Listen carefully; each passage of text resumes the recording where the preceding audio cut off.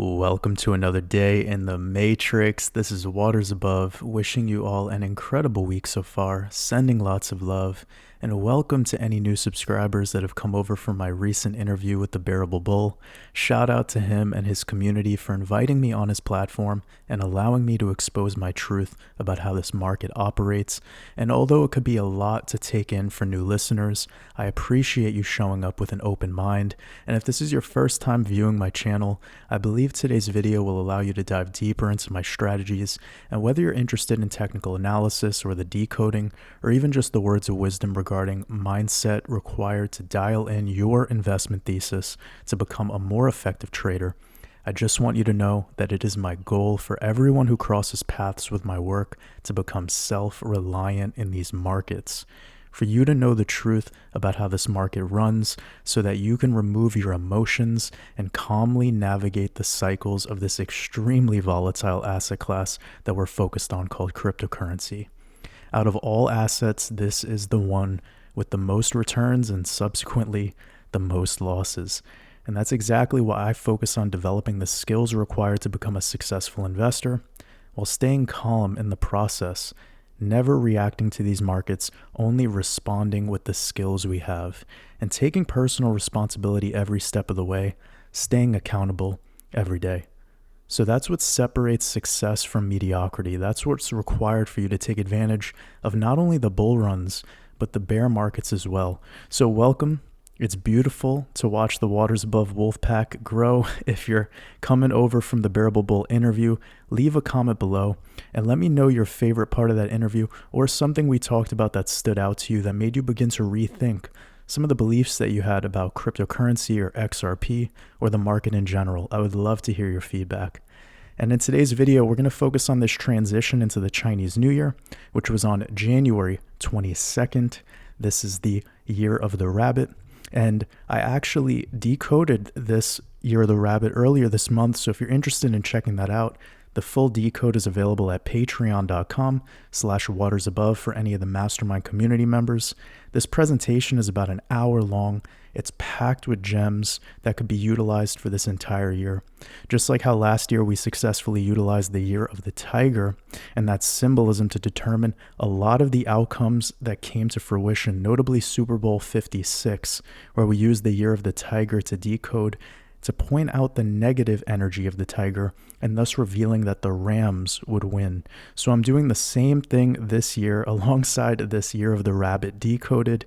That's available now on my Patreon. I'll also be releasing a decode for Super Bowl 57 about a week from today, before the Super Bowl actually happens. So you can look forward to that. I appreciate all the support and shout out to my patrons. I can promise you that the exclusive content that's coming this year is going to be my best to date. So if you're new here, we do cryptocurrency, technical analysis, and combine it with Gematria, Numerology, and Astrology to understand these markets. Feel free to subscribe and turn on the bell notification to stay updated on when new videos come out. And make sure to give this video a like and share this channel with other conscious beings to help grow our community. And with that being said, let's take the clear pill. So getting into some of the data from that Year of the Rabbit decoded video, a little bit of a sneak peek of the important numbers. Today is the 25th day of the year. And the reason that's significant is because that number 25 and 52 are showing up in the word rabbit in Gematria. So when we do Gematria or numerology, you always mirror the number, and that's what makes it significant. And in these two ciphers, back-to-back English ordinal and full reduction, we're getting the 52, 25 next to each other. So definitely important thing to consider. And this rabbit is a symbol of Venus. So we're tying in the mythology here, Venus also being Aphrodite, but you could see Venus giving us the 25 in Chaldean. So it's another connection. And today, having this 15 date numerology, if you do the standard date numerology, this is definitely important because this is tying us back to the specific year of the water rabbit, and water rabbit giving you 47 in full reduction, which is the 15th prime number. So this is all very important, and it's stuff that I talked about in that Year of the Rabbit decoded, where I break it down much further. So another reason why I'm pointing out today's date as being significant is it's tying us to Rosh Hashanah. This is using the Hebrew calendar. That will be Hebrew New Year on the 16th of September this year. And this specific Rosh Hashanah is key because it lands on a Saturday, and a Saturn day is the day of Saturn or the Sabbath. So very, very key. And I'm going to be breaking this down more in future decodes for sure. But with all my prior videos, you saw that we were connecting the last Rosh Hashanah to all of our dates. And we're going to do the same thing with this Rosh Hashanah as well, because the Hebrew calendar utilizes the lunar cycle, and that lunar cycle is everything when it comes to the way that markets operate.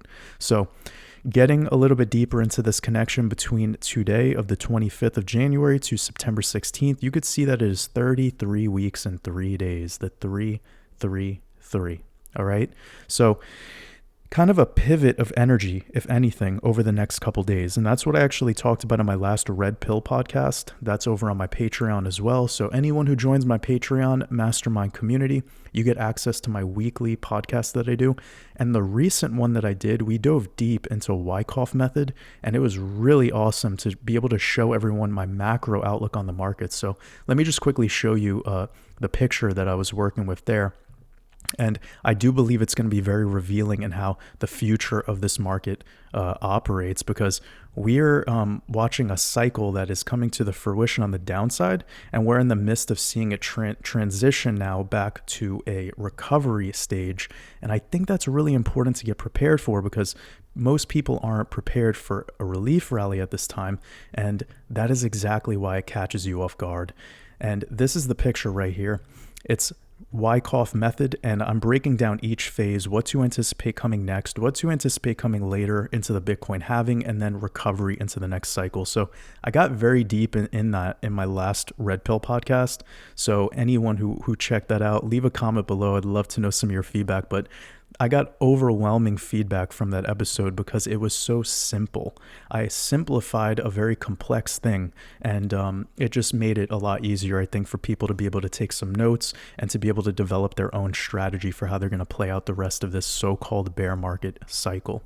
Okay, so getting into a couple more date connections, I showed you guys this connection to the 33 weeks and 3 days to Rosh Hashanah, and we were just talking before about Venus. Today is the 25th day of the year. Venus giving you 25 in Chaldean, and this makes me think of this upcoming Friday, Freya Day, or the Day of Venus.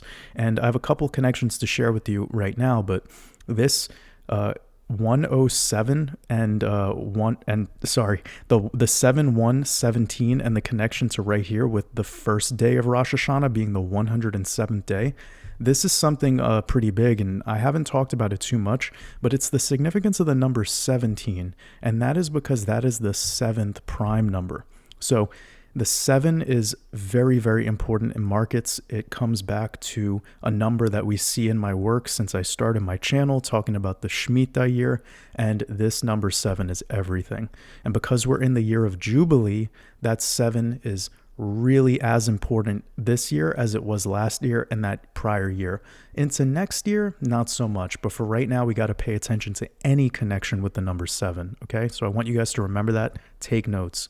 So one thing to look at is just this connection right here with the 17. The mirror of the 17 is the 71. We're getting that in both forms of date numerology that I like to use. And then tying this to the actual first day of Rosh Hashanah, which leaves 107 days left in the year. 107, you remove the 0 in the rules of numerology, and you're getting back to 17 again. So lots of 17 connections, again, all the 7th prime number. And this is exactly 33 weeks. So that span of 33 weeks, the number 33 is a very important master number, the number of transmutation. So let's just consider a deeper connection here to the fact that we're currently in tropical Aquarius. Okay, so look at this 107 right here, and Aquarius is giving us that 107 in English ordinal. Massive connection here because we're in that zodiac sign as we speak, and we'll be in tropical Aquarius until February 19th, transitioning into the 20th. So just consider that Venus, or Aphrodite, according to Homer, is the daughter of Zeus. And now I want to show you where these connections get even deeper. All right. So Zeus is Jupiter, and Jupiter giving us this 27. And I'm talking all about the 27th day of this year. Now, Jupiter is Zeus. And remember, we were talking about the 71 and 17? Well, Zeus giving you 71 and 17. So really important, guys. This number is showing me that this could be an interesting day for the market. And because we're talking about Jupiter right now, that means that we have to consider Ripple and XRP, because XRP is a coin that's tied to the mythology of Jupiter. Okay. And I could show you by the code as well. We have Jupiter giving you the 27, Ripple giving you 27 in the same cipher. The logo of XRP is the X, which is the 24th letter in the alphabet, and the Jupiter Zodiac logo is the 24. I talk about this a lot in my work, so again, I'm just kind of going over some of these things because I know a lot of new people are showing up to my work, especially people from the XRP army. So the people in the XRP community, welcome. This is going to be a lot for you to take in. I know I'm spitting a lot of fire right now, but take notes on this and you're going to see how these connections unfold throughout this year. Okay. Now, why is this all so important? Talking about the 27th and this upcoming weekend? Well, it's because it ties to this first quarter moon. And lately I've been noticing that these first quarter moons have actually been the pivot point of, or the finality of, one of our cycles. So you guys hear me talk about the full moon and the new moon all the time. The full moon is typically a low, a microcycle low, compared to the next new moon. The new moons tend to be microcycle highs. And if you look at the way that this market behaved, you can see that this was your recent full moon, and this was literally your new moon, perfectly moved up into it. So this recent lunar cycle that we had from full moon to new moon was the cleanest example that we've had, probably going back to 2021, where we were just seeing that every microcycle top was on a new moon and every microcycle low was on a full moon, over and over and over and over again. And that was a big kind of claim to fame with my work, because people were seeing that there's a deeper thing going on here than just standard technical analysis. There's something that's moving this market, and it has to do with astrology, and eclipses play a huge role as well. So why did this big correction come in? Because that was an eclipse that year. Why did we have a bigger correction around this time frame over here, where we saw Terra Luna pretty much wipe out to zero? It's because we had a lunar eclipse. Why did we see a huge move to the downside around November 7th through 9th? And we saw what happened with FTX and FTT and Sam Bankman-Fried. That was a lunar eclipse. So people need to pay attention to these eclipses and these lunar cycles. And that's a huge reason why my thesis for this entirety of 2023 is built around these upcoming eclipses. You got to take them seriously. April 20th is probably going to be a very bullish time frame for the market, and we could see that kicking in as early as mid-February. So that's why today's video is so important, guys. I've been talking about a bullish energy from March into early May of 2023, back when Bitcoin was $15,000. Back when we were seeing, a lot of this market cap get wiped out of the crypto market. $1 trillion wiped out total market cap. All right. So what we saw over the last week or two was a signal that we can flip bullish, and it could happen fast and when everyone is bearish. And that's how the market maker plays this game. They wait till the sentiment is really bored or really angry or really depressed, and then they flip it. It's a classic move that they do.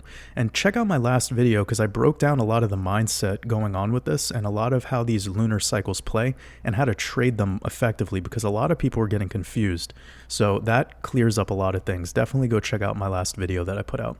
So with that being said, the last first quarter moon, which was in the end of the year, was actually the pivot point of bearish energy, and then we moved bullish out of that. And that's why I'm considering this upcoming January 28th. January 27th was the date that I was decoding moments ago. It could be a pivot point through the full moon. And then something that's a little bit more exoteric is that during February 2nd, we're going to be having the stocks earnings reports.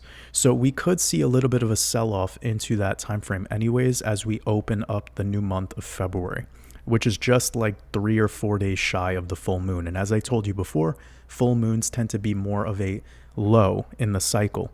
Doesn't mean that we're going to make a new low. It's just the micro cycle low, not the macro. All right. Please pay attention to these words. So I'm going to fill you in with the TA, so where we could anticipate this low coming in just in a few moments. That's really what makes this work holistic, is if you don't want to pay too much attention to the decoding stuff, you don't believe in it, that's completely fine. We'll get into the charts. I'll show you the technical analysis. and it'll make a lot more sense there. Combining both together, it's a very holistic system, and it provides a system that answers a lot of questions and makes you self-reliant. Okay, so we really need to pay attention right now because this recent pump in the crypto market was a signal of bullish reversal, and those signals are called confirmations so that we could have confidence in the way we take action according to our investment thesis. This move right here will provide more confidence for your bullish recovery or relief rally thesis. And that is what I've been anticipating now for a while, moving into March, April, as I said earlier. So specifically by February 13th, we should be seeing this as all quite noticeable. All the words that I'm speaking of right now should become noticeable. And this recent move up in the market was definitely a confirmation. So February 13th is a special date because it's the 44th day of the year. It's starting the 7th week of the year. And remember what I said about the number 7, those lucky 7s. And this is also about a week away from moving into Pisces. So throughout the Pisces, tropical Pisces, I believe that this market will be quite bullish moving into this April solar eclipse. And we're going to be making videos and podcasts and tons of art along the way to really dial in the specifics. So if you're new here to this channel, like, get ready. There's going to be so much you're going to watch unfold over the next couple of months. This is really an exciting time actually to be involved in crypto and to have this level of awareness. So before we get into the TA, go ahead, give this video a like if you enjoy this, if you haven't already, and spread some love in the comments section. That's what we're all here. And also, again, I do have an official Twitter. I've been updating people with some information. I made a little thing yesterday about Zelensky and Ukrainian president and how today might be an interesting day just from some of the connections involving him. But specifically, I'm going to be sharing information like this chart right here. So again, another shout out to the Bearable Bull. I know in his video that he released yesterday, he brought up sharing my interview with him, which he posted today over on his channel. And he talked about XLM and stellar lumens. And I'm going to be coming out with charts like this here and there just to show you guys realistic cycles to pay attention to. And this using Wyckoff method, pointing out some of the pivots and some of the potentially upcoming moves that you could anticipate in this particular asset class. And I'm definitely bullish on stellar lumens in the long term, but we have to be realistic, and that's what these sorts of things are. It's just about being realistic, not coming up with insane price targets that are not based in anything but just hopium, you know? So that's what this is all about. And that's at WATRSABVE. It's kind of waters above, but spelled just a little bit odd. I had a scammer take my official account name, unfortunately, so go blame them. Okay, so here we are in the technical analysis. I'm going to brush through a couple of these things really quickly. Right now, I'm looking at the Chicago Mercantile Exchange chart. So this is the CME futures. I'm looking at about a 4-hour time frame right here, and these two levels right there are sharing, basically are just exposing the gap. And I'm not a huge fan of these CME gaps and believing in them necessarily because they're probably like a tertiary part of the overall analysis, but they do tend to get filled. So with that being said, the fact that we watched things like on the 12-hour RSI getting to 90s, this got overheated a little bit too quick. That tells me that we're probably going to come down and fill this gap at least before continuation further. That would be more likely, and that would actually be healthy. If Bitcoin just kept pumping from here, we're going to start to develop probably a much steeper correction in the future. So it would be healthy for us to come pull back, maybe fill up this gap, get around like the mid 19,000s area, and then it would make the next move up much more healthy. If we just keep going up and up and up, well, then there would be an opportunity for an even deeper and harsher correction later this year. And so again, like, I don't get excited when I just see these straight line breakouts. And if we look at the 12-hour, this was very dramatic. And then another thing we could quickly just point out is, let me go to the regular Bitcoin chart so I could show you two basic technical analysis things that could be helpful for people, especially if you're new. And well, 12-hour right here, we definitely have a cross on MACD to the downside, but as well, we're seeing a bearish divergence. So we're seeing the price action on an uptrend while we're seeing the RSI on a downtrend or lower highs. I hope that I hope that all makes sense. If you're brand new to TA, I know that could be a little bit confusing, but we're seeing this downtrend where we have a high, lower high, lower high, lower high. But ultimately, at the start of that peak high on the RSI, we're getting a high followed by a higher high. So definitely something that's telling me we need a little bit of a reset right now. And if we're considering all the analysis that I shared earlier and the fact that we're moving into the full moon of February, this would be the time for it to happen now more than later. Now, but with that said, this level right here of about 21,400, if we came back and back tested that and held that level over the next like 7 days, that would be enough of a correction to just continue on. I think it would be a little bit more healthy for us to come fill 20,000, just a flat psychological level, but the market doesn't give me what I want. And that's why the TA is here, for us to remove our opinion, our bias, and just look at things for what is really happening here. Any deeper corrections than 20,000, I think a key level would be about 19,000 flat. And that's just because that's a horizontal support level that's been working for a while on Bitcoin until we just blasted through it earlier in this month. So you can see clear as day going back to June. It was about 150 days. That's a pretty long time, almost a half a year. We broke through it on the eclipse, and then we never really even tested it. We just broke through it, and we've yet to back test it. So again, not a very healthy breakout. It's nice to treat your prior support,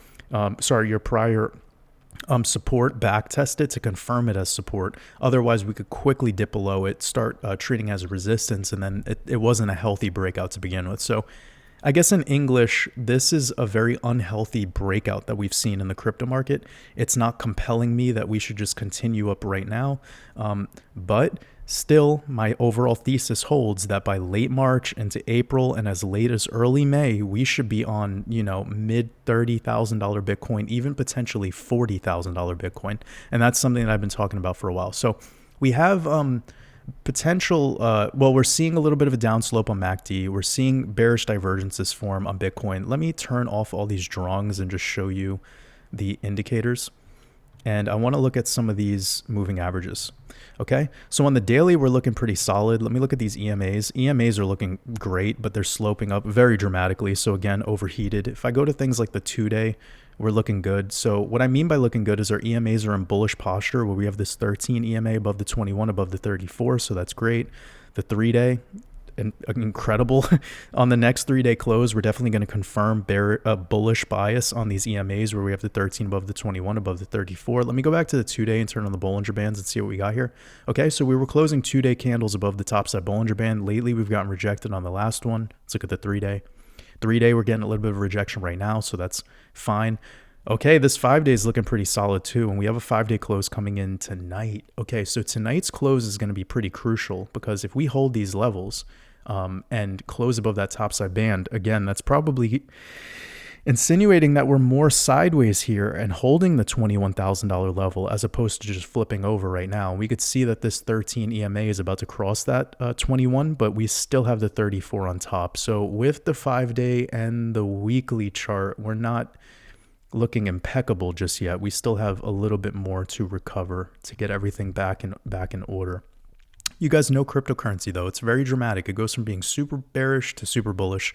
And these are some lagging indicators. So that's why when I teach them and when I go over them, I try to look at it through the lenses of all of these esoteric connections as well. So we are getting through this new moon, and it looks clear as day that we're getting rejections right around 23.1. And I can almost guarantee if I go to a weekly chart, I'm going to have my answers there. So let's go to a monthly. That'd be better because we're approaching the monthly close. Okay, so there you can see that the daily close, the monthly close high of July is sitting at around 24,675, and that's exactly where we're seeing Bitcoin get rejected right now. We're getting rejected at the monthly close high. If we were to get a monthly close above that, that'd be indicative of relief rally continuation. So stalling out here, building a little bit of support through early February and then getting above by February above that $24,000 level, that again would fit perfectly in our thesis. So it's all making sense from a technical level, besides the fact that this initiated extremely bullish way too fast. Again, leading me to a short-term bias of a little bit of a correction. Nothing crazy though. I mean, I'd be happy with just filling that gap, maybe getting into mid-19,000s area and then bouncing and continuing. Let's look at Ethereum. Ethereum definitely showing similar to Bitcoin, where we're getting these rejections clean, pretty much within similar lunar cycles as well. And I told you guys to not throw any parties until we see ETH breaking above 2,000. So until ETH starts actually solidifying closes above 2,030, I'm not, you shouldn't really get too excited. And the same thing goes for Bitcoin. Until Bitcoin can actually start closing highs above these August levels of 25,000, we're not ready to fully engage into this automatic rally idea that I've been talking about now for quite some time. So rejections off this level coming back into about 1,400 would be healthy. And I suppose that will also fill the ETH CME gap. Yes, it will. So you can see right there is a noticeable gap between those two levels. Getting those both full would be awesome, just to get it out of the way. So not much to say about Ethereum. It would just be based in Bitcoin's pullback. So if Bitcoin's going to come back to around 20,000, 19,000, I assume we're probably going to get into that $14,000 level, fill that CME gap. And if Bitcoin wants to go a little bit more dramatic down into like the mid 19,000s, maybe 19,000 flat, then we could see a retest at the neckline of this W pattern, which had a bullish breakout and already hit its measured move. So this whole measured move that we've accomplished thus far is completed. Again, kind of telling me that a short-term pullback would be necessary, and then continuation into late February, March would be ideal.